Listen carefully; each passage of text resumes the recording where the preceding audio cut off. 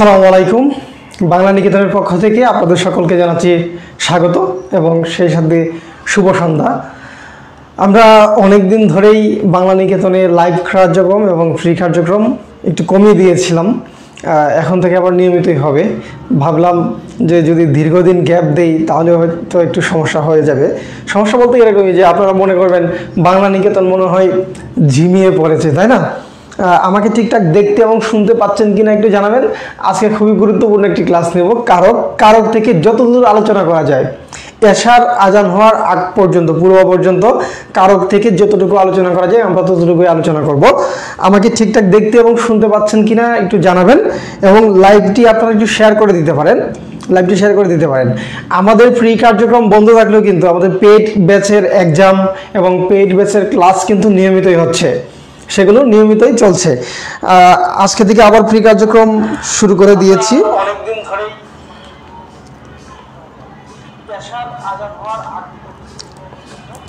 আশা করছি আপনাদের আজকের ক্লাসটি খুবই উপকারী হবে, কারণ কারক থেকে কিন্তু প্রশ্ন আমাদের সব পরীক্ষাতেই আসে। প্রাইমারি এবং এনটিআরসির পরীক্ষাতে কারক থেকে 2টি করে প্রশ্ন আসে, সুতরাং এটা আমাদের জন্য খুবই গুরুত্বপূর্ণ। আপনারা লাইভটি একটু শেয়ার করে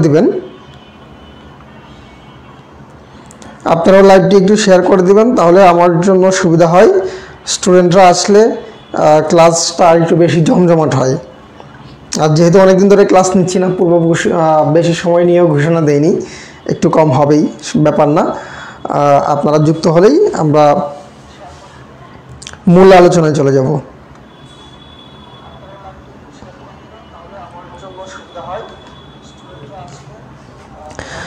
কারকের একেবারে বেসিক থেকে আলোচনা হবে। হ্যাঁ, কারকের একদম বেসিক থেকে উদাহরণ সহ ধরে ধরে আলোচনা হবে এবং প্রত্যেকটা প্রকার আমরা খুব চমৎকারভাবে শিখব।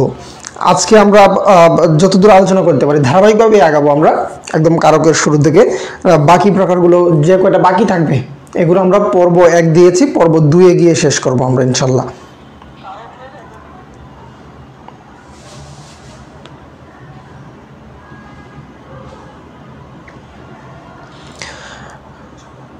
আপনারা একটু যুক্ত হয়ে যান। যুক্ত হয়ে গেলেই আমি ক্লাসটি কয়েকজন যুক্ত হয়ে গেলে ক্লাসটি আমি পুরো দমে এগিয়ে নিব। আর সবাই কেমন আছেন একটু জানাবেন। অনেকদিন ধরে আপনাদের সাথে আমার লাইভ কার্যক্রম হচ্ছে না, প্রি যে কার্যক্রমগুলো ছিল সেগুলো কমে গিয়েছে। অনেকদিন ধরেই আপনাদের সাথে তেমন একটা যোগাযোগ নাই বললেই চলে।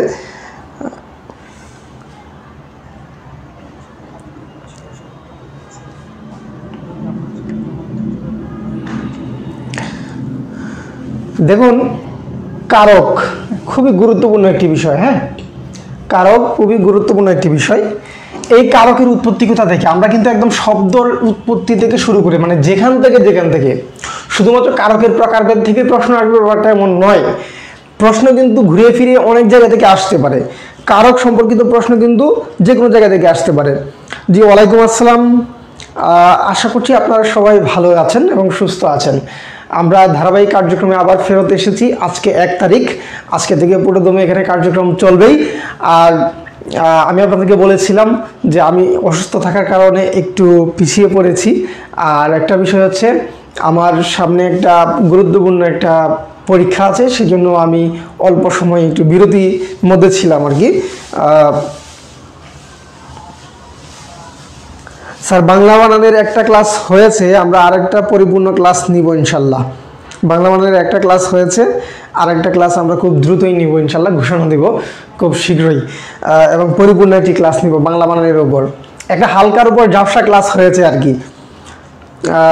ওকে, যারা সালাম দিচ্ছেন সবার সালাম একসাথে নিয়ে নিচ্ছি। ওয়ালাইকুম আসসালাম। দেখুন, কারক থেকে কিভাবে প্রশ্ন আসতে পারে। এই যে কারক যে শব্দটি দেখতে পাচ্ছেন না, কারক শব্দটি, এই কারক শব্দটির উৎপত্তি হয়েছে কোন শব্দ থেকে, মানে কোন ভাষার শব্দ থেকে? কারকের উৎপত্তি হয়েছে আপনার তৎসম থেকে, তৎসম বা সংস্কৃত শব্দ থেকে কারক। এবং এই কারক শব্দটি কিন্তু একটি সাধিত শব্দ। কারক শব্দটি কি? সাধিত শব্দ। আমরা কারক শব্দটাকে ভাঙবো, ভেঙে এটার অর্থ বের করব। এটার অর্থ বের করার মাধ্যমে কারক জিনিসটা কি, কারকের সংজ্ঞাটা কি, এটা আমরা দেখব। মানে একদম কাটাছাড়া করে, অপারেশন করে আমরা দেখব। সাধারণত আমরা কিন্তু কি করি, একটা মুখস্থ সংজ্ঞা করে ফেলি, তাই না? মুখস্থ সংজ্ঞা, তো মুখস্থ সংজ্ঞাতে কিন্তু সমস্যা আছে। আচ্ছা যাই হোক, এই কারককে যদি আমরা ভাঙি, কারককে ভাঙলে কি হয়, ক্রি হচ্ছে মূল শব্দ, এর সাথে আমরা অক একটা প্রত্যয় যুক্ত করতে পারি অথবা মূর্ধন্য দিয়ে ক। হ্যাঁ, এই হচ্ছে কি কারক, তাই তো? কারক, ক্রি যুগ অক অথবা নক, তারপর হচ্ছে কারক। আমরা এখানে একটা রুট চিহ্ন দেখতে পাচ্ছি এবং এটার যে অবস্থান দেখতে পাচ্ছি, যে প্রথম অংশটা হচ্ছে কি, প্রথম অংশটা হচ্ছে ক্রিয়ামূল, প্রথম অংশটা কি ক্রিয়ামূল অথবা এটাকে আমরা বলতে পারি ধাতু, তাই না? আর দ্বিতীয় যে অংশটা দেখতে পাচ্ছি এটা হচ্ছে প্রত্যয়। এটা প্রত্যয় কিভাবে বুঝলাম, কারণ এটার কোনো অর্থ হচ্ছে না, শব্দের শেষে বসেছে। শব্দের শেষে কোনো অংশ যদি বসে, সেটা যদি কোনো অর্থ প্রকাশ না করে, নতুন একটা শব্দ তৈরি করে, তাহলে আমরা সেটাকে প্রত্যয় বলতে পারি। তার মানে এখানে আমরা দেখতে পাচ্ছি যে ক্রিটা হচ্ছে কি একটা ক্রিয়ামূল। ক্রি মানে কি, ক্রিয়ার বাংলা ক্রিয়া কি, ক্রিটা হচ্ছে তৎসম। হ্যাঁ, ক্রিটা হচ্ছে কি তৎসম ক্রিয়ামূল। তাহলে এটার বাংলা হচ্ছে কি, এটার বাংলা হচ্ছে কর। বাংলা, বাংলা ধাতুটা কি কর। তাহলে ক্রি মানে কি কর, করা কিন্তু ধাতু না, ধাতু হচ্ছে কি কর। এরকম ক্রিটা হচ্ছে কি ধাতু। তাহলে এটা যদি হয় ধাতু এবং তৎসম বা সংশ্লিষ্ট ধাতু, আবার এটা যদি প্রত্যয় হয়, তাহলে আমরা বলতেই পারি এই যে কারকটা দেখতে পাচ্ছি, কারকটা হচ্ছে প্রত্যয় সাধিত শব্দ। প্রত্যয় সাধিত শব্দ, তাই না? কোন প্রত্যয় সাধিত শব্দ? কৃত প্রত্যয় সাধিত শব্দ। তাহলে ক্রি মানে হচ্ছে করা এবং এটি হচ্ছে প্রত্যয় সাধিত শব্দ, কৃত প্রত্যয় সাধিত শব্দ। এটা হচ্ছে ক্রিয়ামূল। ক্রিটা কি ক্রিয়ামূল, ক্রিয়ামূল ক্রিয়া, কোনো একটা শব্দের মূল যদি ক্রিয়াবাচক হয় তাহলে সেটাকে আমরা কৃত প্রত্যয় বলি। আচ্ছা, তাহলে এটার অর্থ কি দাঁড়ায় আমরা দেখি। এখানে করা বোঝাচ্ছে, তাই না? তাহলে অর্থটাও কি হবে, ক্রিয়ার সাথে কোনো কিছু সম্পর্ক হবে অর্থটা, মানে এটার কারকের সংজ্ঞাটা আমরা দেখি। কারকের সংজ্ঞাটা কি, কারকটা হচ্ছে বাক্যের ক্রিয়া। বাক্যের যে ক্রিয়া আছে, এই ক্রিয়াটার, বাক্যের ক্রিয়াটার সম্পর্ক কার সাথে? নাম পদের সাথে। একটা বাক্যের মধ্যে ক্রিয়া ছাড়া তো বাক্য হয় না, কিছু কিছু বাক্য ক্রিয়া ছাড়া হয়, কিন্তু ওইটা ক্রিয়া ছাড়া হলেও ক্রিয়াটা উজ্জ্ব থাকে। যেমন আমার নাম আনারুল, এখানে দেখেন কোনো ক্রিয়া নাই, কিন্তু আমার নাম হয় আনারুল, এখানে কিন্তু একটা ক্রিয়া উজ্জ্ব আছে, তাই না? একটা ক্রিয়া কিন্তু উজ্জ্ব আছে, ঠিক আছে? তাহলে আপনারা একটু খেয়াল করে দেখেন যে এই বাক্যের ক্রিয়া এর সাথে নাম পদের যে সম্পর্ক, এইটা হচ্ছে কি কারক। এখন নাম পদটা কি, নাম পদ আমরা কিন্তু একটা ভুল করে ফেলি যে বাক্যে অন্তর্গত অন্যান্য পদের সাথে ক্রিয়াপদের যে সম্পর্ক তাকে কারক বলে। এটা কিন্তু একটা ভুল সংজ্ঞা। সংজ্ঞাটা হবে কি, বাক্যের যে ক্রিয়া, এই ক্রিয়ার সাথে নাম পদের যে সম্পর্ক। নাম পদ কি কি হতে পারে? নাম পদ হতে পারে বিশেষ্য এবং সর্বনাম, এই দুটো হতে পারে নাম পদ। বিশেষ্য এবং সর্বনাম, নাউন এবং প্রনাউন, এই দুটো হতে পারে নাম পদ। তাহলে বাক্যে ক্রিয়ার সাথে নাম পদ অর্থাৎ বিশেষ্য এবং সর্বনামের যে সম্পর্ক, সেটাকেই আমরা বলছি কারক। বলুন কারকের বেসিক যে ব্যাপারটা ছিল কারকের, এটা ক্লিয়ার কিনা বলুন, বা আপনাদের কি এখানে কোনো ঝামেলা আছে কিনা? কারকের বেসিক যে বিষয়টা বললাম, কারকটা কিভাবে উৎপত্তি হয়েছে, কিভাবে এসেছে, কারকের সংজ্ঞাটা কি বলতে বোঝায়, এই ব্যাপারটাতে কোনো ঝামেলা আছে কিনা? যদি ঝামেলা না থাকে তাহলে আমি আরেকটা ব্যাপারে যাই। কারক আলোচনা করতে গেলেই আমাদের আরেকটা জিনিস দরকার, সেটা কি? সেটা হচ্ছে বিভক্তি। এটা কিন্তু পরীক্ষায় আসা প্রশ্ন যে নিচের কোনটির সাথে বিভক্তির সম্পর্ক রয়েছে। অপশনে ছিল কারক, সমাস। সমাসে বিভক্তি প্রয়োজন হয় কিন্তু একটাই, তৎপুরুষে। আর অলুক সমাসে গিয়ে আমরা দেখি যে অলুক যে সমাসগুলো রয়েছে তিনটা, অলুক দ্বন্দ্ব, অলুক বহুব্রীহি, অলুক তৎপুরুষ, এগুলোতে আমাদের কি দরকার হয়? বিভক্তি দরকার হয়। কিন্তু বিভক্তি ছাড়া কারক হয় না, বিভক্তি ছাড়া কারক হয় না। কেন বিভক্তি ছাড়া কারক হয় না? আমি একটা লাইন লিখে আপনাদেরকে বোঝাচ্ছি বিভক্তি ছাড়া কারক কেন হয় না।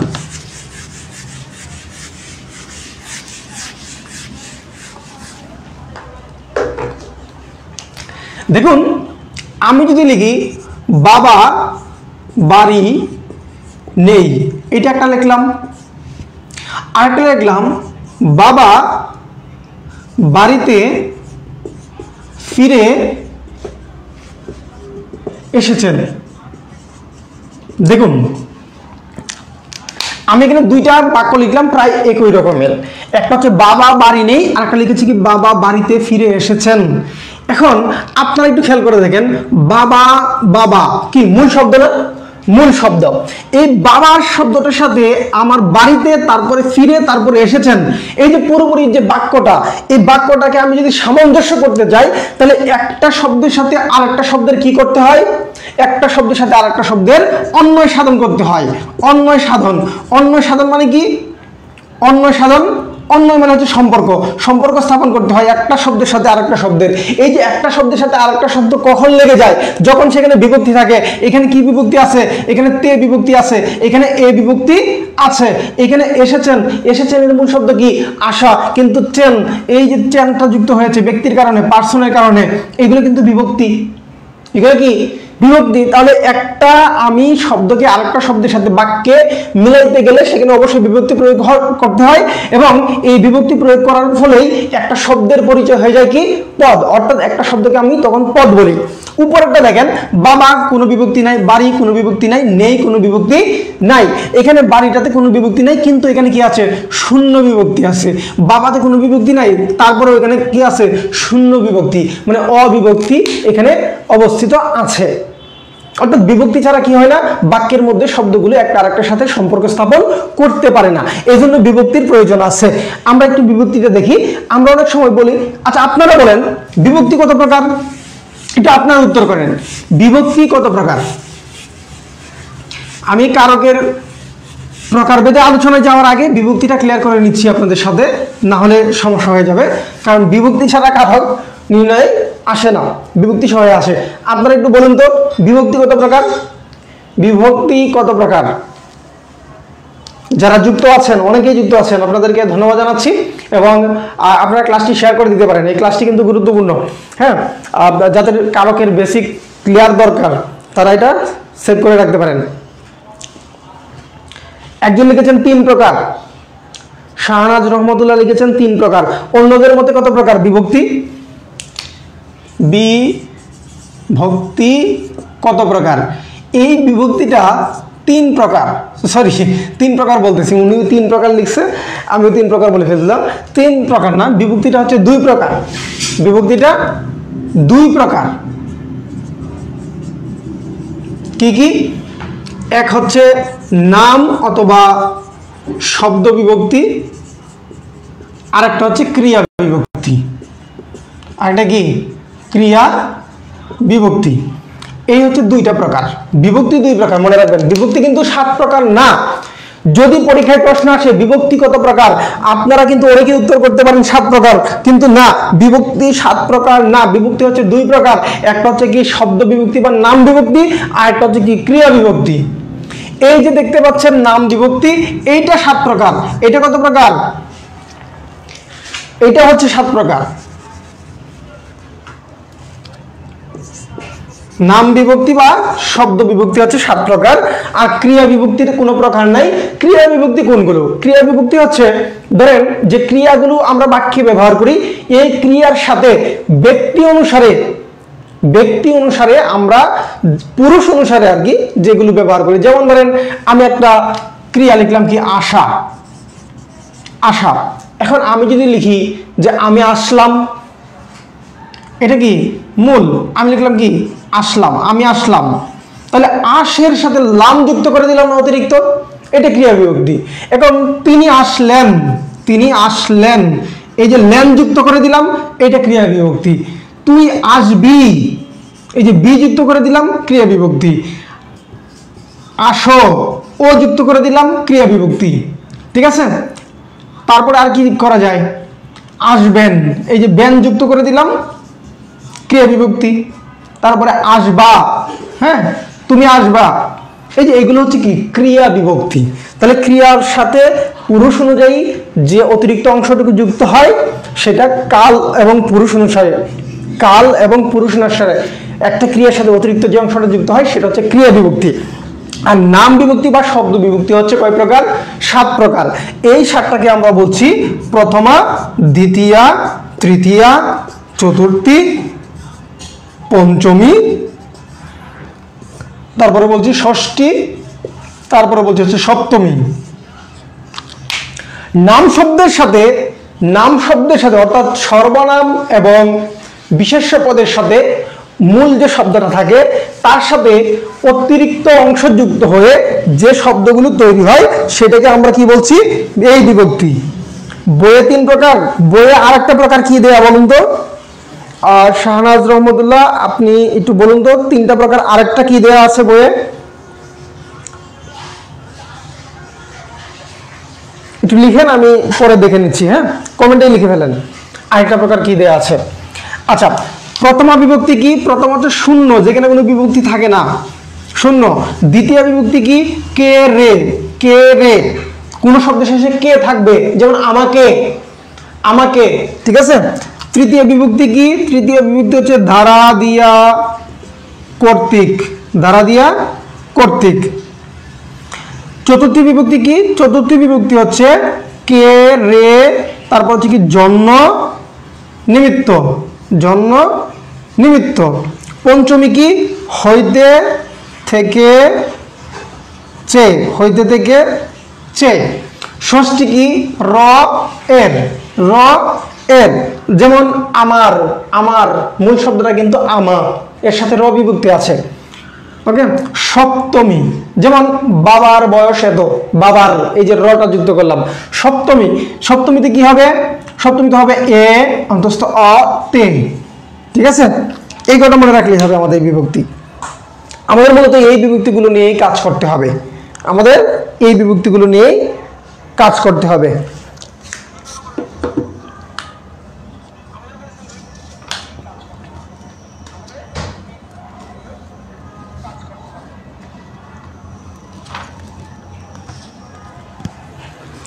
ঠিক আছে, তাহলে আমরা আপনি এখনো দেন নাই, হ্যাঁ, মনে থাকলে একটু লিখে দিয়েন আরেকটা কি প্রকার, আরেকটা প্রকার কি একটু লিখে দিয়েন। আচ্ছা, এই হচ্ছে আমাদের বিভক্তির আলোচনা। আমরা বিভক্তি শেষ করলাম, এখন আমরা কারকের এতে চলে যাব, কারকের মূল যে আলোচনা সেখানে চলে যাব। কারকের, কারক কত প্রকার? আপনারা একটু সাথে সাথে উত্তর করবেন, তাহলে খুবই সুবিধা হয়। আপনারা কমেন্ট করলে লাইভটা আরো অন্যান্যদের কাছেও পৌঁছায় এবং এটা খুবই ভালো হয় আমার জন্য, যেহেতু বাংলা নিকেতন শিশু, হ্যাঁ, অনলাইন জগতে বাংলা নিকেতন শিশু কিন্তু। আচ্ছা, এই কারক কত প্রকার? কারক হচ্ছে 6 প্রকার। কারক 6 প্রকার, তাই না? কারকের প্রকার কয়টি? 6টি। 6টি কি কি প্রকার? নতুন ব্যাকরণ বই অনুসারে একটি প্রকার বাদ করে দেওয়া হয়েছে, কিন্তু আর একটা নতুন প্রকার যুক্ত করা হয়েছে। সেই নতুন প্রকারটা কি আপনারা জানেন?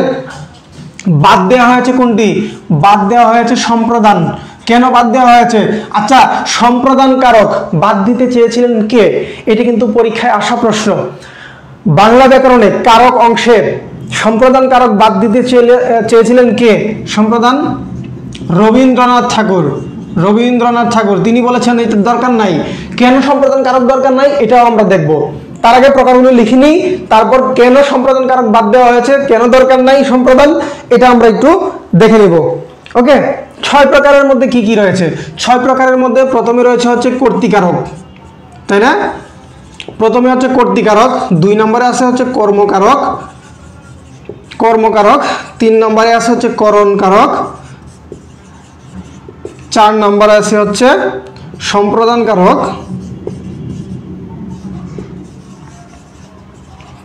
5 নম্বরে আছে হচ্ছে অপাদান কারক, তারপরে 6 নম্বরে আছে হচ্ছে অধিকরণ কারক। আচ্ছা, এখন এই যে সম্প্রদান, এই সম্প্রদানকে পরিবর্তন করা হয়েছে। সম্প্রদানের জায়গায় আমরা আরেকটা নতুন কারক দেখতে পাই, সেটার নাম হচ্ছে কি? সম্বন্ধ কারক। সম্বন্ধ কারক, সম্বন্ধ কারক, এটা বাতিল করা হয়েছে। সম্প্রদান বাতিল করা হয়েছে কেন? সম্প্রদান বলতে আমরা কি বুঝতাম? সম্প্রদান বলতে আমরা বুঝতাম যে সত্য ত্যাগ করে কাউকে কোনো কিছু দিয়ে দেয়া। কর্তা যখন সত্য ত্যাগ করে, সত্য মানে কি? মালিকানা ত্যাগ করে, নিজের অধিকার ত্যাগ করে সম্পূর্ণরূপে আরেকজনকে একটা জিনিস দিয়ে দেয়, তখন সেটা হয়ে যায় কি? সম্প্রদান কারক। কিন্তু এই সম্প্রদান কারক আসলে সম্প্রদান রাখার দরকার নাই, এটা কর্মকারক হয়। এই সম্প্রদানটা কি হয়? কর্মকারক হয়। কিভাবে কর্মকারক হয় আমি একটা উদাহরণ দিই আপনাদেরকে।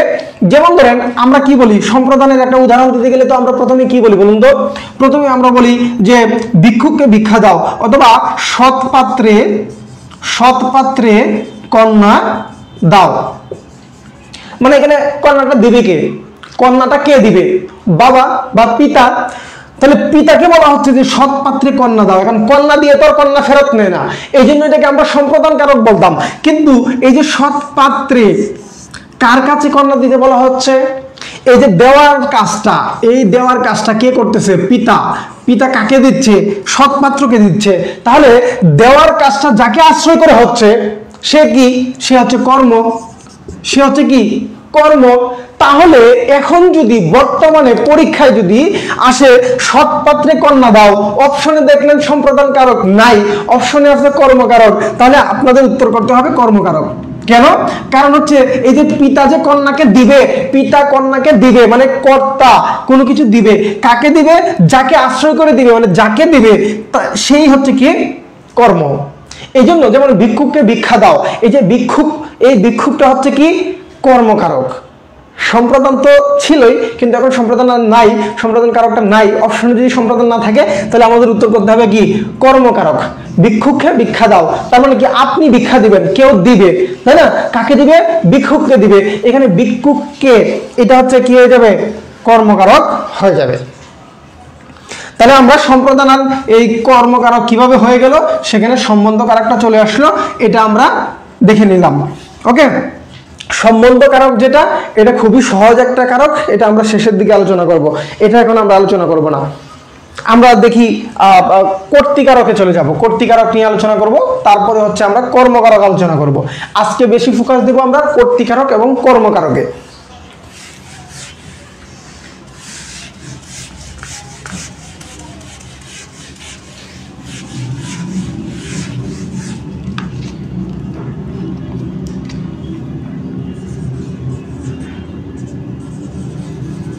কর্তৃকারক খুব সহজ মনে হয়, তাই না?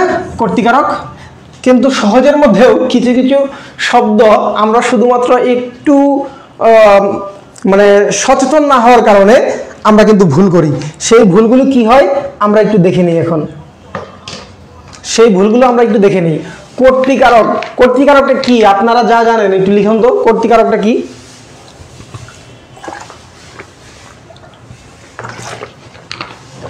কর্তৃকারকটা বলতে আপনারা কি বুঝেন? আপনারা কিভাবে মনে রাখেন কর্তৃকারক?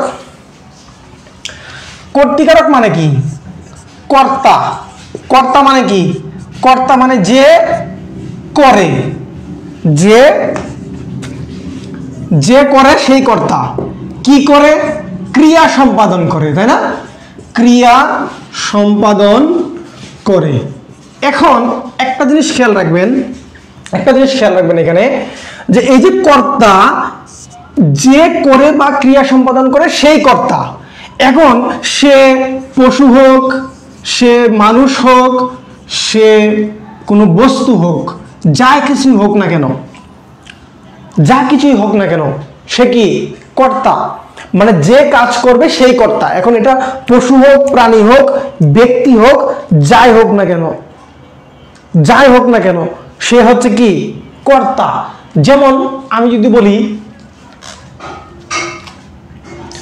টাকায় টাকা আনে, দেখুন তো টাকা আনার কাজটা কি করছে? টাকা। তাহলে এইখানে এই টাকাটা দেখে আমরা অন্য কিছু মনে করার কোনো অপশনই নাই, কারণ হচ্ছে এই যে আনার কাজটা করতেছে কে? আনার কাজটা করতেছে টাকা। কি আনতেছে? টাকা আনতেছে। তার মানে এই যে টাকায় টাকা আনে, এটা হচ্ছে কি? কর্তা। সে কি? কর্তা। একটু ব্যতিক্রম দিয়ে উদাহরণ দিচ্ছি, সাধারণত তো আমরা সহজ দিয়ে উদাহরণ দিই, একটু ব্যতিক্রম টাইপের গুলো দিয়ে কনফিউশন দূর করে দিচ্ছি আর কি। আরেকটা দিই, যেমন ধরেন অর্থ অনর্থ ঘটায়। আচ্ছা একটু খেয়াল করে দেখুন তো, এই যে অর্থ, এটার নিচে টান দেয়া আছে, এই যে ঘটানোর যে কাজটা, ঘটানো তো একটা কাজ, তাই না? এটা কি? ক্রিয়া। এই ক্রিয়াটা কে করে? অর্থ করে। তাহলে ক্রিয়া সম্পাদনটা যে করে সেই হচ্ছে কি? কর্তা। এখন এই অর্থ বা টাকা, এটা তো মানুষও না, প্রাণীও না, কিন্তু সে কাজটা করেছে এখানে। এখানে সে কাজটা করেছে, যেহেতু সে এখানে কাজটা করেছে সুতরাং সে হচ্ছে কি কর্তা। আর যদি কর্তা সরাসরি নিজেই কাজ করে, কর্তা যদি সরাসরি নিজেই কাজ করে, মানে এখানে কর্তাটাই প্রাধান্য পায়, তখন এটাকে মুখ্য কর্তা বলে। কি কর্তা বলে? মুখ্য কর্তা বলে। যেমন ধরেন আমি যদি বলি বৃষ্টি পড়ছে, আরেকটা উদাহরণ দিই আপনাদেরকে, বৃষ্টি বৃষ্টি পড়ছে। আপনারা বলুন তো এখানে বৃষ্টিটা কোন কারক? বৃষ্টি। পড়ার কাজটা কে করতেছে? পড়ার কাজটা কে করতেছে? আমি যদি বলতাম আকাশ হতে বৃষ্টি পড়ে, আকাশ হতে বৃষ্টি পড়ছে, তখন এখানে স্থান উল্লেখ আছে, আবার বিচ্যুতিও আছে, তখন সেটা অপদান কারক। কিন্তু শুধু বৃষ্টি পড়ছে, এখানে পড়ার কাজটা কার? পড়ার কাজটা হচ্ছে বৃষ্টি সম্পাদন করছে, সুতরাং এখানে বৃষ্টি হচ্ছে কি কর্তা, এবং এখানে সেই মুখ্য কর্তা, সেই কি মুখ্য কর্তা। অর্থাৎ যেখানে কর্তা একজন থাকে এবং একজন কর্তাই কাজটা সম্পন্ন করে, সেখানে তাকে আমরা কি বলছি? মুখ্য কর্তা বলছি।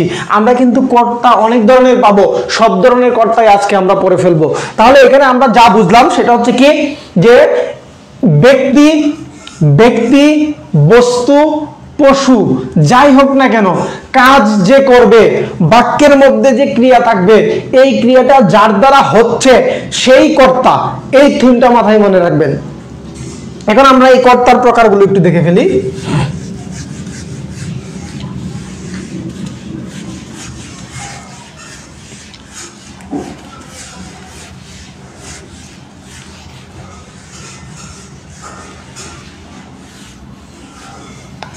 এই কর্তা আছে বিভিন্ন ধরনের, হ্যাঁ, এই কর্তা আছে বিভিন্ন ধরনের। আমরা মুখ্য কর্তা তো মাত্রই দেখলাম, আমরা এখন দেখি হচ্ছে ধরুন প্রযোজক কর্তা, প্রযোজক কর্তা, তারপর হচ্ছে প্রযোজ্য কর্তা, তারপরে আমরা দেখব হচ্ছে বেতিহার কর্তা,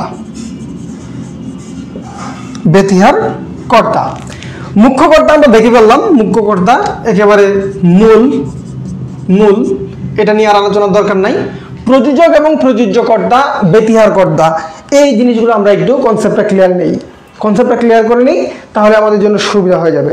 দেখুন প্রযোজক কর্তা, আমি একটা বাক্য লিখছি, এই বাক্যটার মধ্যে আপনারা একটু বলবেন কোনটা প্রযোজক কর্তা আর কোনটা প্রযোজ্য কর্তা, ঠিক আছে?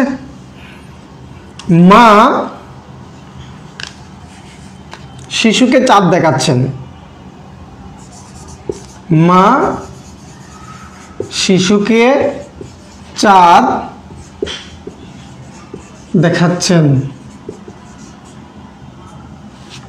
এখানে মা, শিশু, চাঁদ, এগুলো তো হচ্ছে নামপদ আর এটা তো ক্রিয়াই। এখন মা শিশুকে চাঁদ দেখাচ্ছেন, এখানে আপনারা বলুন তো প্রযোজক কোনটা আর প্রযোজ্য কোনটা?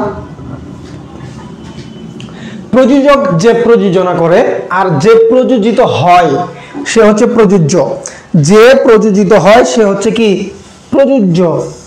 আপনারা একটু করবেন, কি বলে এটাকে, উত্তর করবেন, হ্যাঁ আপনারা একটু উত্তর করবেন, প্লাস একটু শেয়ার করে দিবেন, লাইভটা একটু শেয়ার করে দিবেন, তাহলে আপনাদের পরিচিত যারা আছে প্রস্তুতি নেবে তাদের জন্য সুবিধা হবে, আপনাদেরও সুবিধা হবে। ওকে, একজন লিখেছেন মা প্রযোজক, মা প্রযোজক, শিশু হচ্ছে প্রযোজ্য। ওকে ওকে, এখানে মা হচ্ছে প্রযোজক, প্রযোজক, আর শিশুর হচ্ছে প্রযোজ্য। কেন? দেখুন কি বলছিলাম, যিনি প্রযোজনা করেন মানে যিনি কাজটা করান, যিনি কাজটা নিজে করেন না। মা শিশুকে চাঁদ দেখাচ্ছেন মানে চাঁদ দেখার কাজটা শিশু নিজেই করতেছে, চাঁদ দেখার কাজটা কার? শিশুর। এখানে কিন্তু এই যে শিশু কিন্তু কর্ম না, এখানে শিশু কি না? কর্ম না, কারণ এই যে দেখাচ্ছেন, হ্যাঁ দেখাচ্ছেন, শিক্ষক ছাত্রকে পড়াচ্ছেন, এই যে দেখাচ্ছেন, পড়াচ্ছেন, খাওয়াচ্ছেন, এখানে খাওয়ানোর কাজটা করতেছে একজন, কিন্তু খাওয়ার কাজটা করতেছে আরেকজন।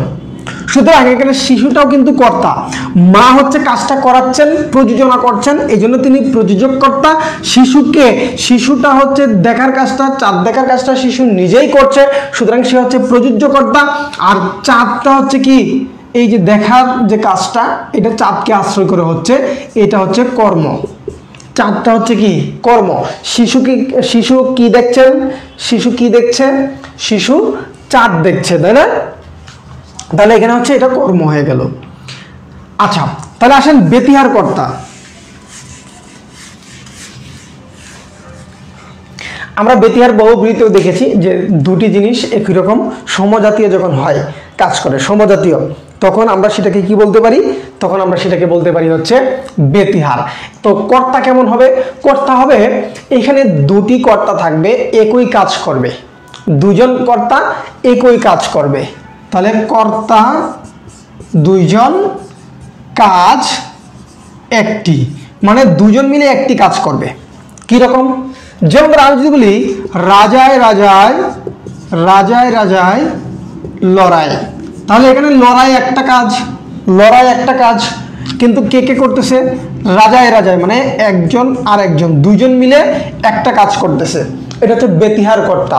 এরকম ধরেন বাঘে মহিষে, বাঘে মহিষে এক ঘাটে জল খায়, বাঘে মহিষে এক ঘাটে জল খায়। এই যে জল খাওয়াটা হচ্ছে কি একই কাজ, কিন্তু বাঘ আর মহিষ দুজন ভিন্ন কর্তা, কিন্তু কাজ এক। এটার নাম হচ্ছে বেতিহার কর্তা। আপনাদের এরকম দিয়ে দিতে পারে যে এটা কোন ধরনের কর্তৃকারক বা কোন ধরনের কর্তা, এটা কিন্তু পরীক্ষায় এভাবে আসে। হ্যাঁ, রাজায় রাজায় হচ্ছে বেতিহার। এই যে রাজায় রাজায় লড়াই হয় উলুকাগ্রার প্রাণান্তর, একটা চমৎকার একটা উক্তি। রাজায় রাজায় লড়াই হয় উলুকাগ্রার প্রাণান্তর। উলুকাগ্রা কি? উলুকাগ্রা, উলুকাগ্রা মূলত হচ্ছে এখানে একটা বাগধারা, উলুকাগ্রা এখানে বাগধারা। এই বাগধারাটির অর্থ হচ্ছে কি? মানে আমজনতা, আমজনতা, হ্যাঁ, প্রজা। রাজা রাজা লড়াই করে, আমজনতা মারা যায়। আর উলুকাগ্রা মানে হচ্ছে এটা বিলের, বিলের মধ্যে হয়, এটা ভিতরে ফাফার মতো থাকে, খুবই মানে যেখানে সেখানে হয়ে যায় আর কি, তেমন একটা মূল্যবান কিছু না, মূল্যবান কিছু না। এটা দিয়ে অনেকেই এলাকায় কি বলে এটাকে, জ্বালানি যে লাকড়ি সেটা তৈরি করে, আপনারা অনেকেই চিনে থাকবেন। বিলে হয়, হ্যাঁ, বিলের কুয়ার পাড়ে হয় উলুকাগ্রা।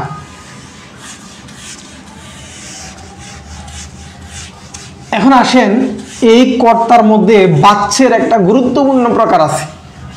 যেমন ধরেন একটা উদাহরণ দিয়ে বললো যে এইটা কোন কর্তৃকারক বা কোন কর্তা, কিরকম? যেমন ধরেন বললাম কি বাঁশি বাজে, বাঁশি বাজে, চাঁদ দেখা যায়,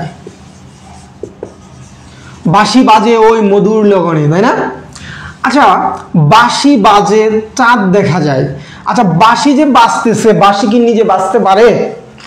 বাঁশি কি নিজে বাজে? বাঁশি কি নিজে বাজে? বাঁশি নিজে বাজে কিনা বলুন তো? বাঁশি নিজে কিন্তু বাজতে পারে না, কেউ না কেউ তাকে বাজায়।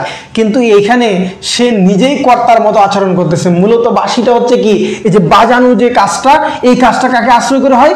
বাঁশিকে আশ্রয় করে হয়। তাহলে এখানে সে কর্ম, সুতরাং এখানে এই যে কর্মটা যখন কর্তার মতো আচরণ করে, তখন এটাকে কি বলে? কর্ম কর্তৃবাচ্য, কর্ম কর্তৃবাচ্য, কর্ম কর্তৃবাচ্য। চাঁদ দেখা যায়, চাঁদ দেখা যায়। আচ্ছা, চাঁদ কি চাঁদ নিজেকে দেখাতে পারে নাকি কেউ না কেউ তাকে দেখে? কেউ না কেউ তাকে দেখে। তাহলে এই চাঁদও কি? কর্ম কর্তৃবাচ্য। ভাববাচ্যটা কি? ভাববাচ্যের কর্তা। আমার যাওয়া হবে না, আমার যাওয়া হবে না, যেখানে ক্রিয়াটা প্রাধান্য পায়, যেখানে ক্রিয়াটা প্রাধান্য পায় সেটা হচ্ছে ভাববাচ্যের কর্তা। যেমন আমার যাওয়া হবে না, আমার খাওয়া হবে না, তোমার আসা হলো না, এই যে ক্রিয়াগুলো এখানে প্রাধান্য পাচ্ছে, সেটা হচ্ছে ভাববাচ্যের কর্তা। আর কর্মবাচ্য হচ্ছে যেখানে কর্মটাই প্রাধান্য পাবে, যেখানে কি কর্মটাই প্রাধান্য পাবে। তাহলে আমরা এখানে মূলত কর্তৃকারকের যে ব্যাপারটা সেটা মোটামুটি আলোচনা করে ফেলেছি। এখন আমি একটু আপনাদের কয়েকটা উদাহরণ দেই, কয়েকটা কর্তৃকারকের উদাহরণ দেই, যে উদাহরণগুলো থেকে পরীক্ষায় প্রশ্ন আসে।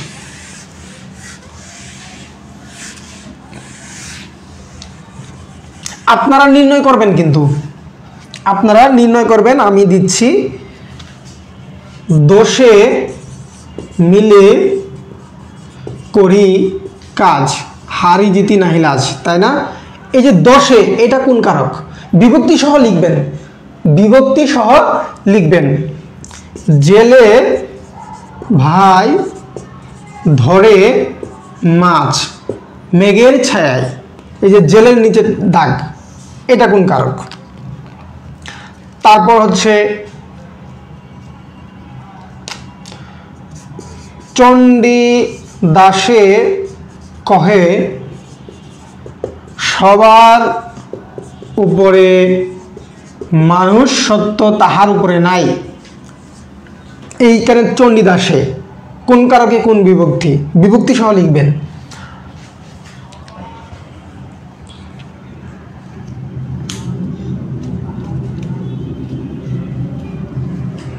কোনটা কোন কারক? আমি তো আপনাদের কমেন্টগুলো দেখে নিই।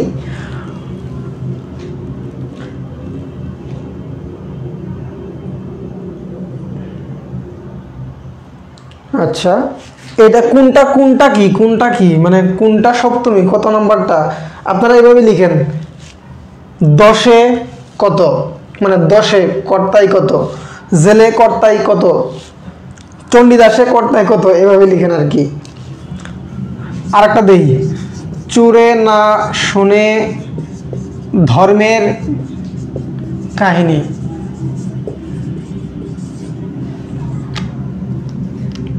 এখানে হচ্ছে চোরে চোরে। হ্যাঁ, আচ্ছা আসেন দেখি, 10-এ মিলে করি কাজ। এই করার কাজটা কে করবে? সবাই মিলে, সবাই মিলে। তাহলে এখানে কর্তাকে, 10-এ কর্তা, এবং এটার মূল শব্দটা কি? মূল শব্দটা হচ্ছে 10, তাই না? 10 এর সাথে কি যুক্ত হয়েছে? এ, মানে সপ্তমী। তাহলে এটা হচ্ছে কি? কর্তায় সপ্তমী। আপনারা সবাই সঠিক উত্তর করেছিলেন। হ্যাঁ, ওকে। আচ্ছা, জেলে, জেলে ভাই ধরে মাছ, এখানে মূল শব্দটা কি বলুন তো? মূল শব্দটা কি? জেল। মূল শব্দটা কি? জেল। জেলের সাথে এ যুক্ত করে দিবেন না।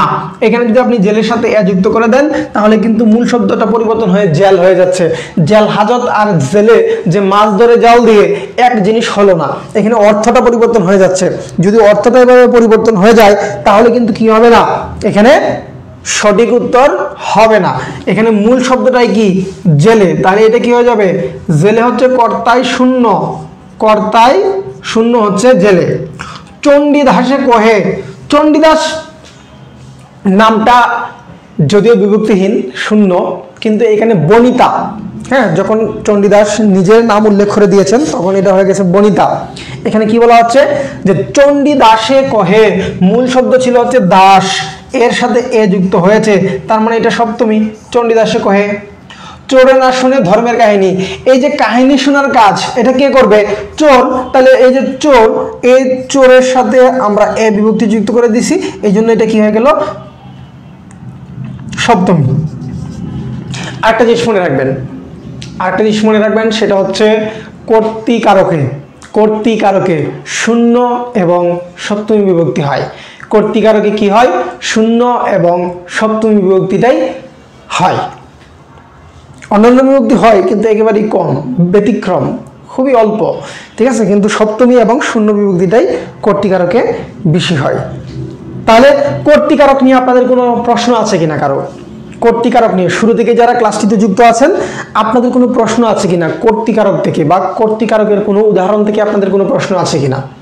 আরেকটা প্রশ্ন আমি আপনাদেরকে উদাহরণ দেই, যেটা খুব গুরুত্বপূর্ণ। অনেকেই তো কারক পড়ায়, আমি বিভিন্ন জনের ক্লাসে তো দেখেছি বিভিন্নভাবে, তো সেখানে কিছু কনফিউশন থেকে যায়।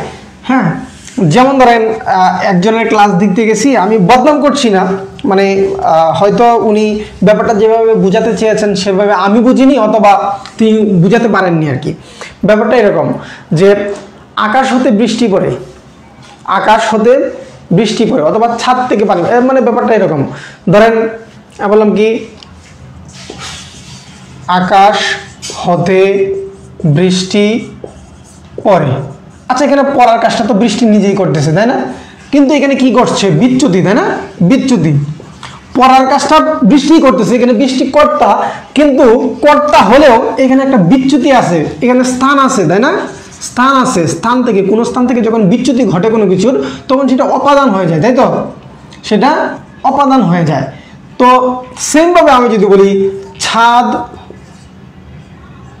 হতে পানি পড়ে, ছাদ হতে পানি পড়ে, তাহলে এই যে ছাদটা কি একটা স্থান? ছাদ একটা স্থান। পরে কে পানি পড়ে, তাহলে পড়ার কাজটা কি করতেছে পানি, কিন্তু এখানে কি হচ্ছে বিচ্যুতি, যেহেতু বিচ্যুতি হচ্ছে সে আর কর্তা নয়, সে কি হয়ে গেল অপাদান, সে অপাদান হয়ে গেল। আচ্ছা এরকম যদি দেই ছাদে পানি পড়ে, ছাদে পানি পড়ে, ছাদে পানি পড়ে, তাহলে দেখেন তো ছাদে পানি পড়ে, এখানে কিন্তু বিচ্যুতি না, যে কোনো জায়গা থেকে পানিটা পড়ে কোথায় পড়তেছে একটা স্থানে, এটা কিন্তু তখন অধিকরণ হয়ে যায়।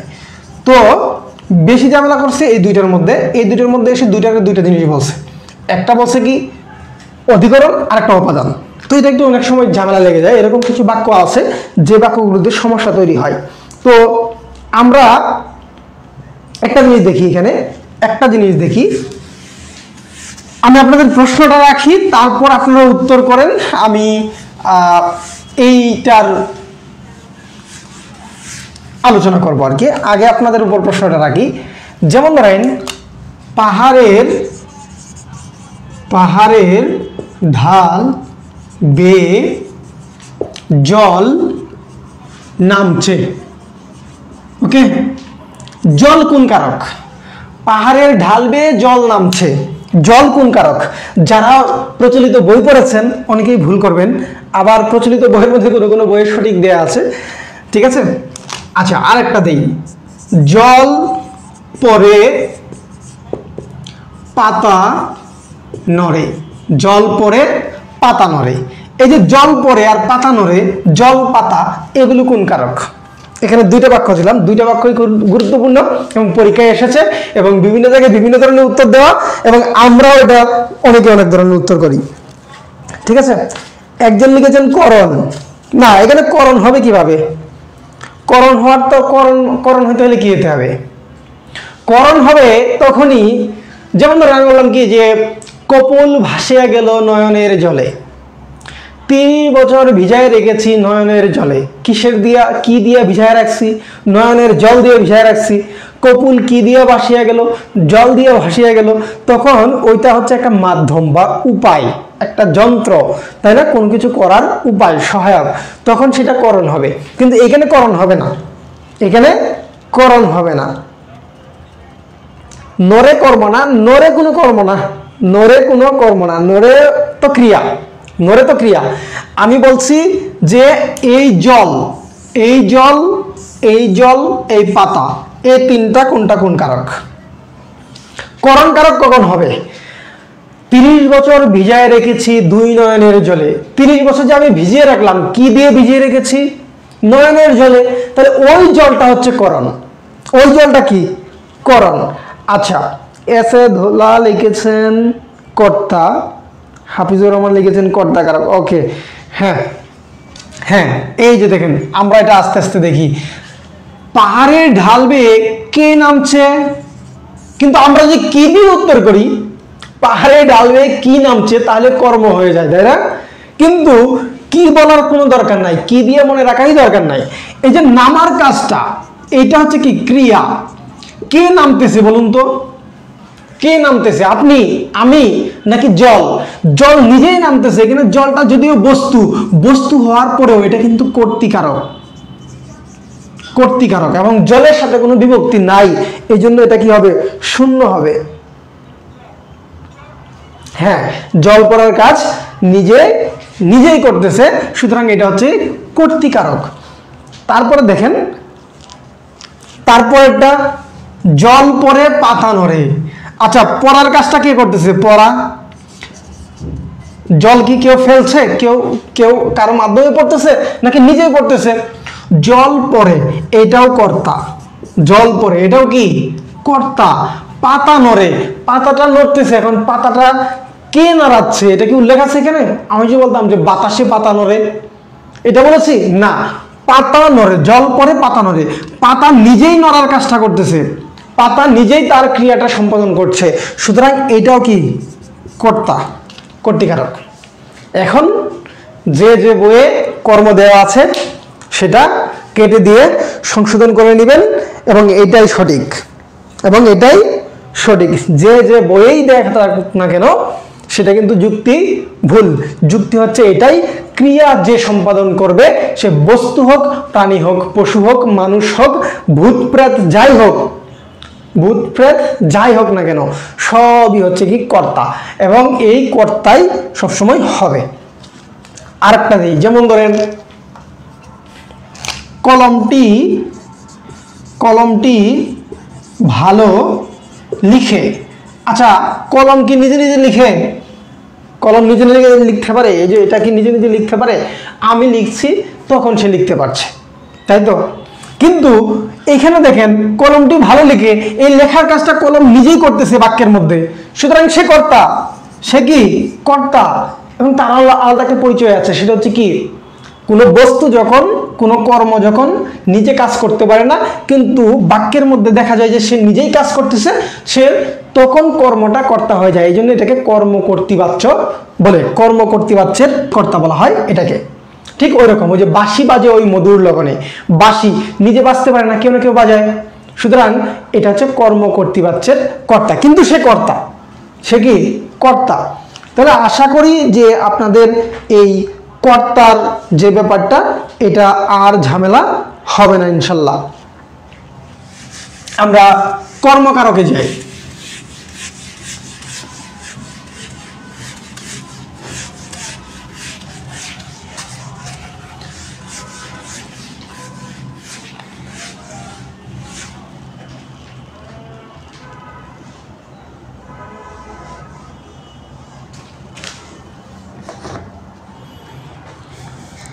আচ্ছা, বুঝতেছেন কিনা ব্যাপারগুলো বোঝা যাচ্ছে কিনা?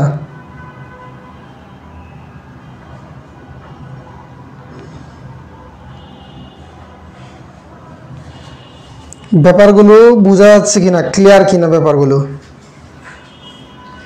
কর্মকারক নিয়ে কথা বলছি, কর্মকারক নিয়ে কথা বলবো। কর্তাকারক আমরা মোটামুটি একটা আলোচনা করে ফেলছি।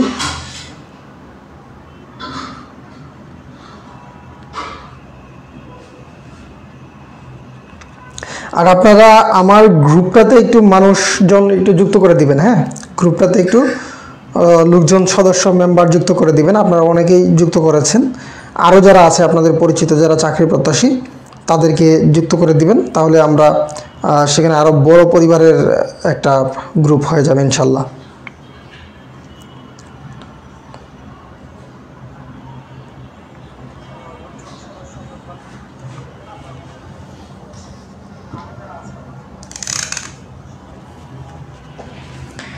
কর্ম, কর্ম কি? আপনি যা করেন তাই তো কর্ম, নাকি? ক্রিয়া এবং কর্মের মধ্যে পার্থক্য কি? ক্রিয়া এবং কর্ম দুটির মধ্যে পার্থক্য কি? আমরা অনেক সময় ক্রিয়ার সাথে কিন্তু ঝামেলা করে ফেলি, ক্রিয়ার সাথে অনেক সময় আমরা ঝামেলা করে ফেলি। কিন্তু কিরকম ঝামেলা করি দেখেন, আমি একটা উদাহরণ দিই আপনাদেরকে, আপনারা একটু বলেন এগুলো কি? আমি কিছু শব্দ লিখছি, এই শব্দগুলোর পরিচয় কি আপনারা একটু বলবেন। পড়া, যাওয়া, আসা, আঁকা, ধরা, মরা, গড়া, এই যে শব্দগুলো আমি লিখেছি, এই শব্দগুলোর পরিচয় কি? মানে পদ হিসেবে এরা কি ক্রিয়া নাকি অন্য কোনো পদ? পদ হিসেবে এরা কি ক্রিয়া নাকি অন্য কোনো পদ? কর্ম আর ক্রিয়া দুটো কিন্তু ভিন্ন জিনিস। ক্রিয়া হচ্ছে যেটা করা হচ্ছে সেটা, কর্ম হচ্ছে যাকে আশ্রয় করে, মানে যে জিনিসটাকে উদ্দেশ্য করে করা হচ্ছে সেটা হচ্ছে কি কর্ম। তাহলে এই যে শব্দগুলো দিয়েছি, এই শব্দগুলোর পরিচয় কি? এরা কি ক্রিয়া নাকি অন্য কিছু? হ্যাঁ, কি বা কাকে দ্বারা প্রশ্ন করলে তো অবশ্যই আমরা কর্ম পাই, তবে কি দ্বারা প্রশ্ন করলে অনেক সময় আমরা কর্ম না পেয়ে কর্তাও পাই। যেমন কি পড়ে? জল পড়ে, কিন্তু ওই এটাকে আবার কে পড়ে? জল পড়ে, ঝামেলা লেগে যাবে, কিন্তু এভাবে মনে রাখার দরকার নাই। আচ্ছা, একজন লিখেছেন ক্রিয়া, মামুন মাহমুদ লিখেছেন ক্রিয়া, আর অন্যদের মতে কি বলুন তো? অন্যদের মতে এগুলো কি ক্রিয়া? ঠিক আছে, যারা আমার পুরাতন স্টুডেন্ট তারা ভুল করার কথা না। হাফিজুর রহমানও লিখেছেন ক্রিয়া, হাফিজুর রহমানও লিখেছেন ক্রিয়া, আপনাদের কিন্তু ক্লাস মনে রাখতে হবে, ক্লাসের সিকোয়েন্স মনে রাখতে হবে। একটা ক্লাস যখন করাবো সেই ক্লাসের যে বিষয়গুলো আলোচনায় আসবে, পরে যদি আরও 4, 5, 10 ক্লাস পরেও গিয়ে কোনোটা পড়াই, তার সাথে রিলেটেড কোনো কিছু আসলে সেটা কিন্তু আপনারা সহজে উত্তর করতে পারবেন।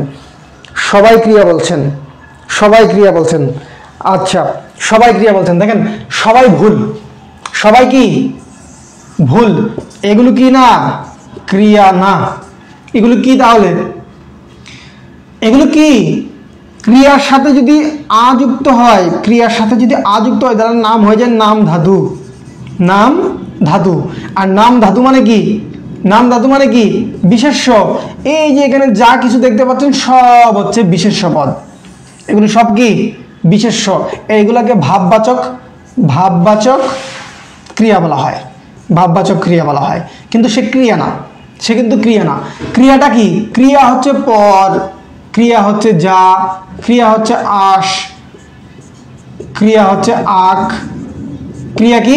ক্রিয়া হচ্ছে ধর, ক্রিয়া হচ্ছে মর, ক্রিয়া হচ্ছে গর। এই পাশ হচ্ছে ক্রিয়া। এই ক্রিয়ার সাথে যখনই প্রত্যয় যুক্ত হয়ে গেল, কোনো বিভক্তি যুক্ত হয়ে গেল, তখন আর সেটা কি না, তখন সেটা ক্রিয়া না, তখন সেটা ভাববাচক বিশেষ্য হয়ে গেল, ভাববাচক ক্রিয়া হয়ে গেল। এটাকে আমরা নাম ধাতু বলতে পারি। ঠিক আছে, এর পরিচয় পড়া।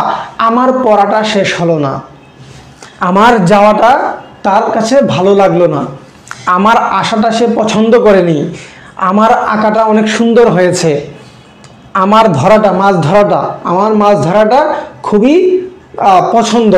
তারপর ধরেন মরা, মরা দিয়ে কি বলবো আমি দেখ এটা দিয়ে না বলি, গড়া, তার হাতে গড়া মানুষ তুমি।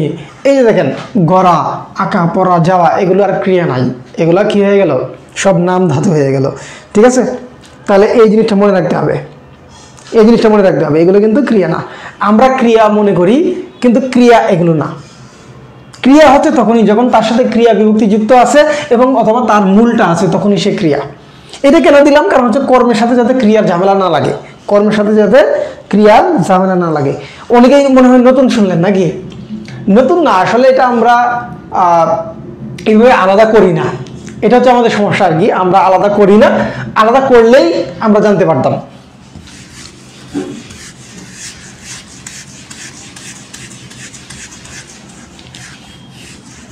কারণ ওই যে আমরা ছোটবেলায় মুখস্থ করে ফেলি, তাই না? আমরা তো ছোটবেলায় মুখস্থ করে ফেলি, যা দ্বারা কোনো কিছু করা বোঝায় তাই হচ্ছে কি ক্রিয়া। সরাসরি আমরা মুখস্থ করি। এই মুখস্থর কারণে কিন্তু আমরা অনেক সময় ভুল করি।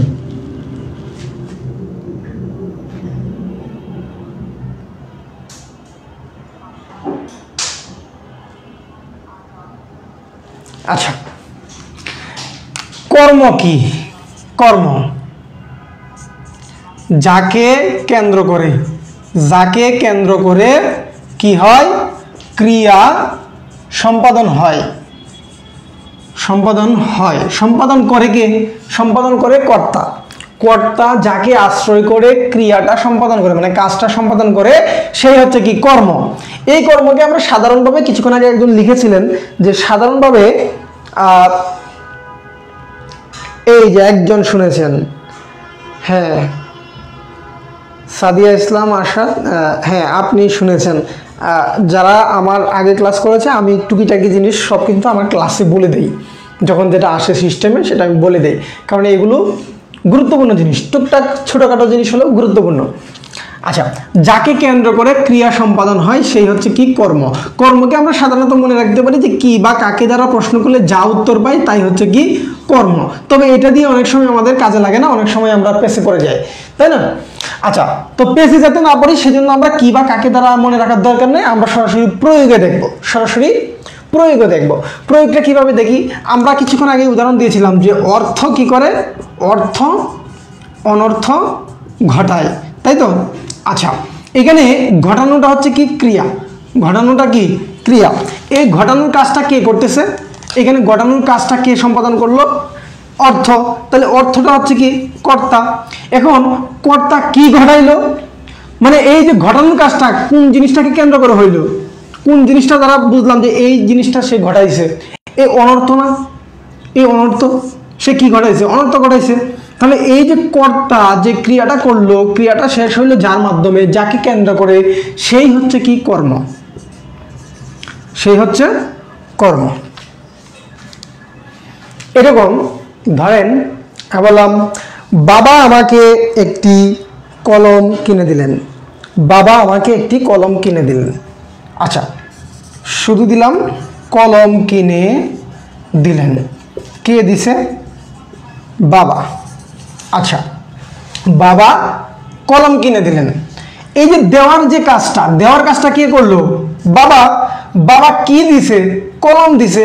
এই যে কিনে দেওয়া, কিনে দেওয়া, এখন কি কিনে দিল? কোনো কিছু একটা যদি মানে কি বলে বিনিময়ের জিনিস না থাকে তাহলে তো আর এখানে কিনে দেওয়ার ব্যাপারটা থাকতেছে না, কিছু না কিছু তো কিনে দিয়েছে। তো এই যে কেনার যে কাজটা, সে কেনার কাজটা কাকে আশ্রয় করে করলো? কলমকে। সুতরাং কলম হচ্ছে কর্ম, কলম হচ্ছে কি? কর্ম। এখন আমরা চলে যাই এই কর্মকারকের আমরা কিভাবে প্রকারভেদগুলো দেখব। প্রকার থেকেও কিন্তু প্রশ্ন আসে। কর্মের প্রকার, কর্ম প্রধানত দুই ধরনের হয়। কর্মটা প্রধানত কয় ধরনের হয়? দুই ধরনের হয়। কোন দুই ধরনের? আপনারা যারা জানেন লিখে ফেলেন। কর্মটা প্রধানত দুই ধরনের। আজান হয়ে যাচ্ছে, আমি কর্ম দিয়ে শেষ করব। আজান হয়ে যাচ্ছে, কর্ম দিয়ে শেষ করব। দুই ধরনের হয়। একটা হচ্ছে কি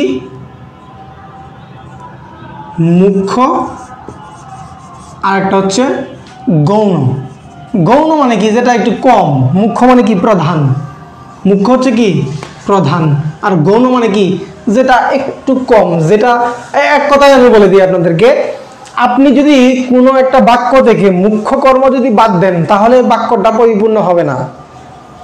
আপনি যদি কি করেন, আপনি যদি কোনো একটা বাক্য থেকে মুখ্য কর্ম বাদ দেন তাহলে বাক্য পরিপূর্ণ হবে না। আপনি যদি গৌণ কর্ম বাদ দেন তাহলে সেটা বাক্যটা পরিপূর্ণ থাকবে। কিভাবে থাকে আমরা দেখি। মুখ্য কর্ম সবসময় কি হয়? বস্তু। আর গৌণ কর্ম হয় প্রাণী। গৌণ কর্ম কি হয়? প্রাণী হয়। আজান হচ্ছে, আমরা শেষ করব। আর আমার এখানে যেহেতু একসাথেই আজান হচ্ছে, আমি একটু 2 মিনিট আজানের জন্য একটু অপেক্ষা করি। 2 মিনিট, হ্যাঁ, যারা লাইভে যুক্ত আছেন আপনারা একটু অপেক্ষা করবেন। 2 মিনিট, আমার এখানে সব জায়গায় একসাথে আজান হচ্ছে। 2 মিনিট পর আমি ক্লাসটা কন্টিনিউ করি।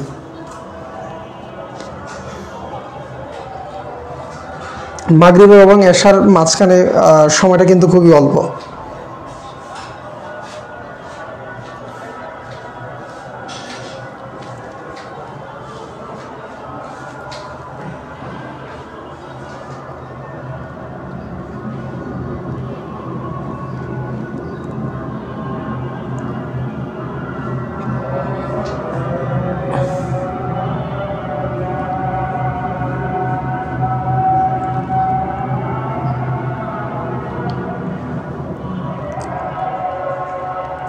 আমরা কর্ম দিয়ে ক্লাসটা শেষ করব, কারণ এর মধ্যে আবার অনেকেই নামাজ পড়বেন। আমরা কর্মকারক দিয়ে ক্লাসটা শেষ করব। বাকি প্রকারগুলো পরবর্তী পর্ব 2-এ আমরা শেষ করব ইনশাল্লাহ।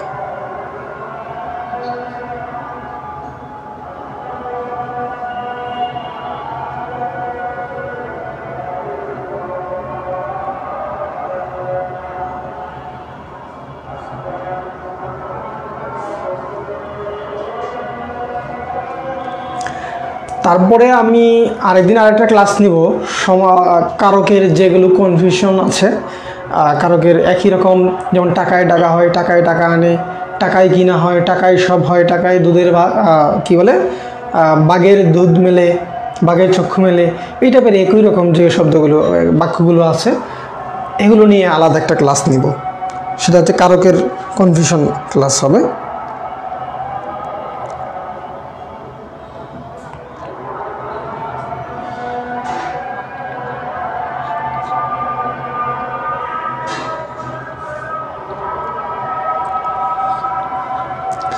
আজকের ক্লাসটা কেমন হলো আপনাদের একটু মতামত দিবেন। আজকের ক্লাসটা কেমন হচ্ছে? অনেকদিন পর আপনাদের সাথে ক্লাস নিচ্ছি। আমি যে এরিয়ায় থাকি এই এরিয়ায় 2 বাসা পরপরই কিন্তু মাশাআল্লাহ মসজিদ একটা করে। যাত্রাবাড়ি কাজলা এলাকায় প্রচুর মসজিদ। হ্যাঁ, সমাসের ক্লাস একটা নেওয়া আছে, সমাসের একটা ক্লাস নিয়েছি আমরা দ্বন্দ্ব সমাস এবং কর্মধারয় সমাস সেখানে শেষ করেছি। সমাসের পরবর্তী অংশের ক্লাসগুলো হবে। ওকে, ক্লাস বলা হচ্ছে না, ধন্যবাদ।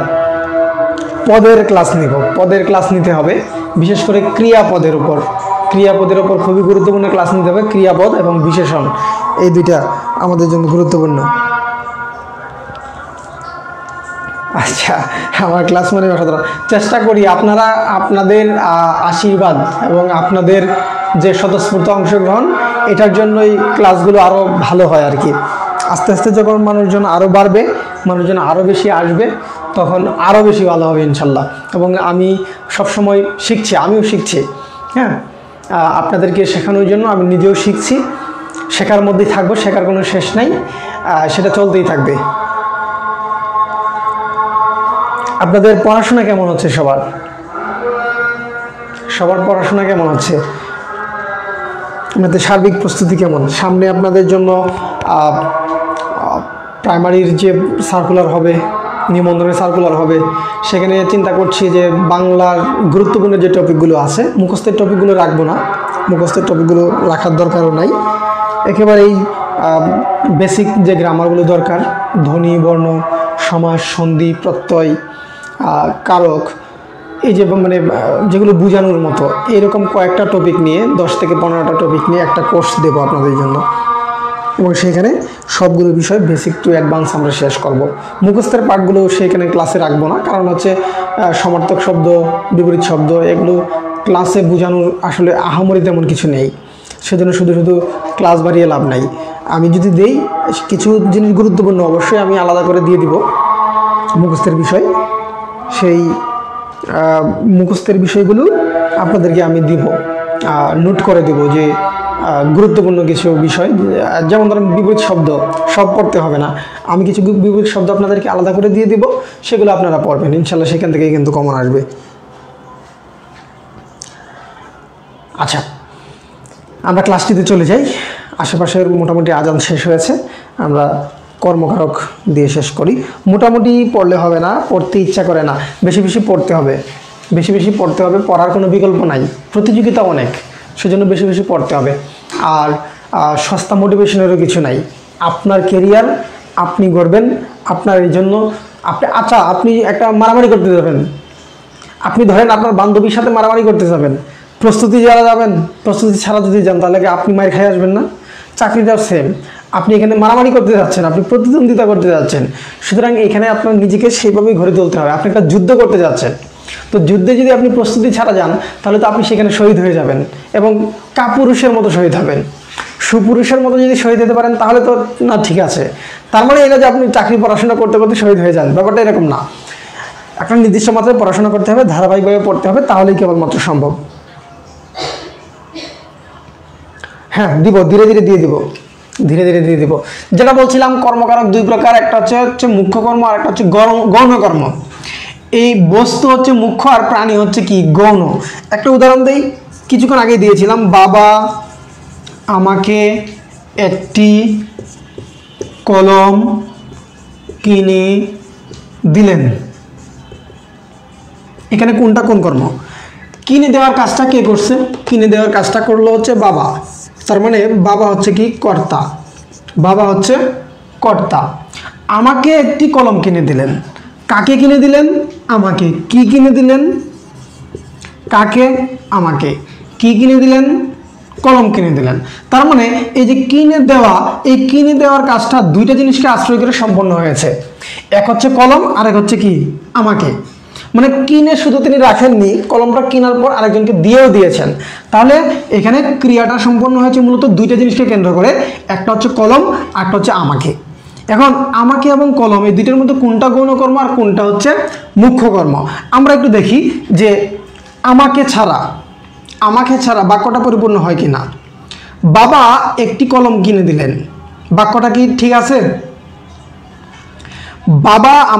বাবা একটি কলম কিনে দিলেন। বাবা একটি কলম কিনে দিলেন। বাক্যটা ঠিক আছে না? বাক্যটা কিন্তু পরিপূর্ণ ঠিক আছে। তার মানে কি, এটাকে বাদ দিয়ে দিলেও আমার বাক্যটা পরিপূর্ণ হচ্ছে। সুতরাং এটা হচ্ছে কি গৌণ, এটা মুখ্য জিনিস না। আমি কলমকে যদি বাদ দিই, কলমকে যদি ঢেকে দেই, বাবা আমাকে একটি কিনে দিলেন। বাবা আমাকে একটি কিনে দিলেন। কি কিনে দিলেন? কি কিনে দিলেন? একটা কি অসঙ্গতি আছে না বাক্যটাতে? বাবা আমাকে একটি কিনে দিলেন। এখন ফুটবল নাকি কলম নাকি অন্য কিছু নাকি ঘোড়ার ডিম, একটা ব্যাপার আছে না? তো এই কলমকে বাদ দিলে কিন্তু বাক্যটা পরিপূর্ণ হচ্ছে না। সুতরাং এটা হচ্ছে কি মুখ্য, এটা হচ্ছে মুখ্য কর্ম, আর এটা হচ্ছে গৌণ কর্ম। আশা করি জামালা ক্লিয়ার একটার মাধ্যমে। এখানে আর বেশি কিছু দরকার নাই, এখানে আর বেশি কিছু দরকার নাই। সাহিত্য কিভাবে পড়বেন, সাহিত্য নিয়ে আমরা ব্যাপার একটা গুছাবো। সাহিত্য নিয়ে জানাবো কিভাবে পড়বেন। সাহিত্য অংশটুকু আমি আপনাদেরকে গুছিয়ে দেব। বিশেষ করে আপনাদের তো আমি অলরেডি সম্ভবত প্রাচীন যুগ, মধ্যযুগের শ্রীকৃষ্ণ কীর্তন, বৈষ্ণব পদাবলী, অনুবাদ, মঙ্গল কাব্য এগুলো গুছিয়ে দিয়েছি। আস্তে আস্তে অনেকটাই গুছানো আসবে সামনে, আধুনিক যুগেরও কিছু জিনিস গুছিয়ে দেব। আর আমি যে ক্লাসগুলো গুছাবো চাকরির জন্য, সামনের নিবন্ধন এবং প্রাইমারির জন্য, সেটা পেইড বেস করব। একটা পেইড বেসে আমি আপনাদের জন্য হয়তো 15টার মতো লেকচার থাকতে পারে। 15টা লেকচারে আমরা, অথবা 20টা লেকচার থাকতে পারে, 20টা লেকচারে আমরা পরিপূর্ণভাবে ব্যাপারগুলো শেষ করব। হ্যাঁ, তবে 20টা লেকচার যদি দেই, আমি একটু ব্যতিক্রমভাবে সাজানোর চেষ্টা করব। এভাবে লাইভ ক্লাসে আপনাদেরকে টপিক ক্লিয়ার করব। যেমন ধরেন কারকের উপর আমি ক্লাস নিলাম, ধরুন দুইটা ক্লাস নেব কারকের উপর। 2টা ক্লাস নেওয়ার পর 3 নম্বর যে ক্লাসটা হবে, কারকের উপর টোটাল 3টা ক্লাস হবে। ধরেন 2টা ক্লাস নিয়ে আমি কারকটা সম্পূর্ণ বেসিক আপনাদেরকে লাইভ ক্লাসে এভাবে ক্লিয়ার করে দিলাম। তারপরের ক্লাসটা হবে সম্পূর্ণ প্র্যাকটিস।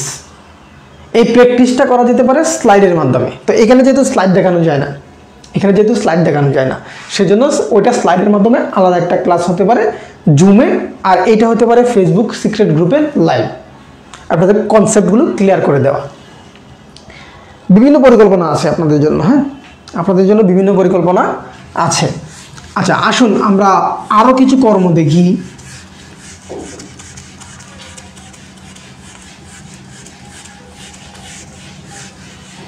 আরেকটা কর্ম আসে পরীক্ষায়, সেটা হচ্ছে সমধাতুজ কর্ম।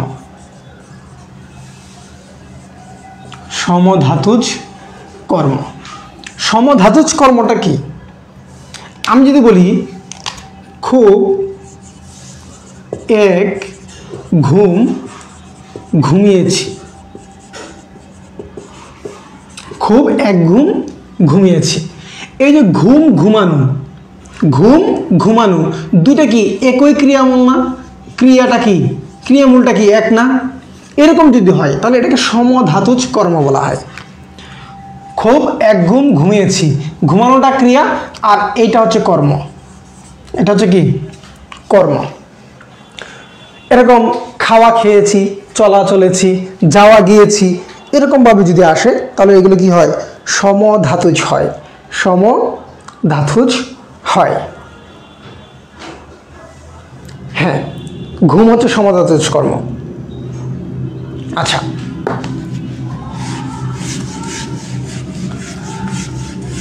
কর্মকারকের আমরা কিছু উদাহরণ দেখি। কর্মকারকের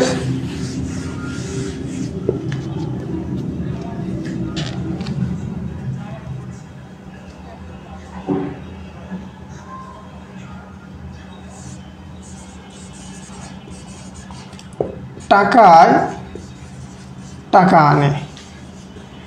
এখানে এটার নিচে দাগ, এটা কোন কারকে কোন বিভক্তি? টাকায় টাকা আনে। সব ঝিনুকে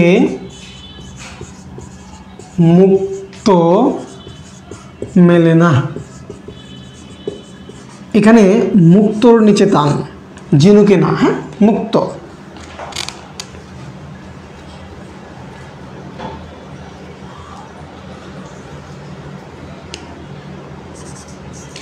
বাড়ি থেকে জমি দেখা যায়।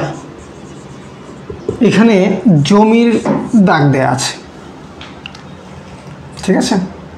আচ্ছা, এই তিনটাই বলুন আপনারা, এই তিনটার মধ্যে কোনটা কোন কারকে কোন বিভক্তি, সবাই একটু বলবেন।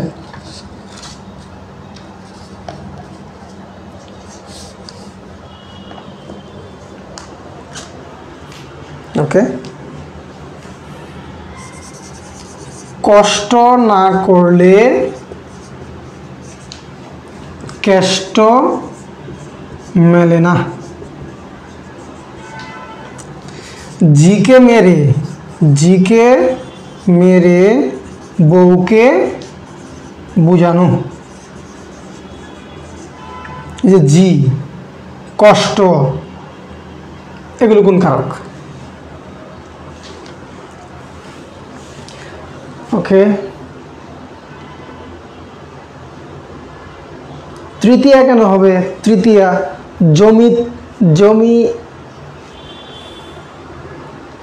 জমির পরে কি বিভক্তি নাকি আগে বিভক্তি?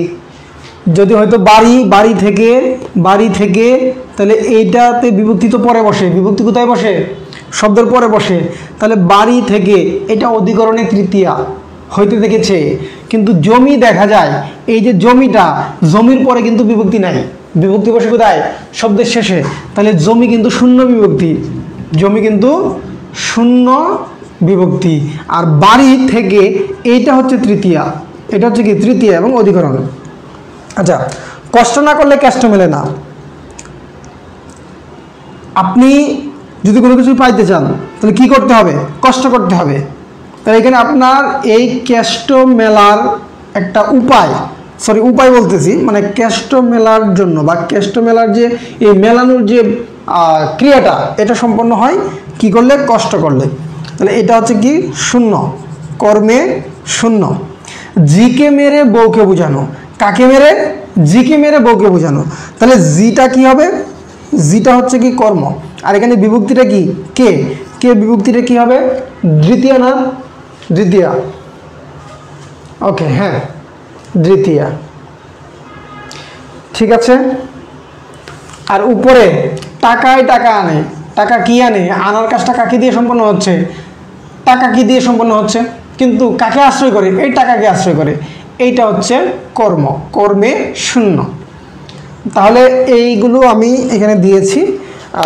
আশা করি কর্মটাও ক্লিয়ার। কর্ম নিয়ে কোনো ঝামেলা আছে? কর্ম যদি ঝামেলা না থাকে তাহলে আমরা ক্লাসটা শেষ করব। পরের ক্লাসে আমরা আরও দুইটা বিষয় নিয়ে আলোচনা করব। যেহেতু এখন আজান দিয়ে দিয়েছে এবং নামাজের সময় হয়ে গেছে, আমরা ক্লাসটা আর কন্টিনিউ করব না। আমরা কর্ম এবং কর্তৃকারক এই দুইটা ব্যাপার নিয়ে আলোচনা করেছি। আপনাদের কোনো প্রশ্ন থাকলে করতে পারেন।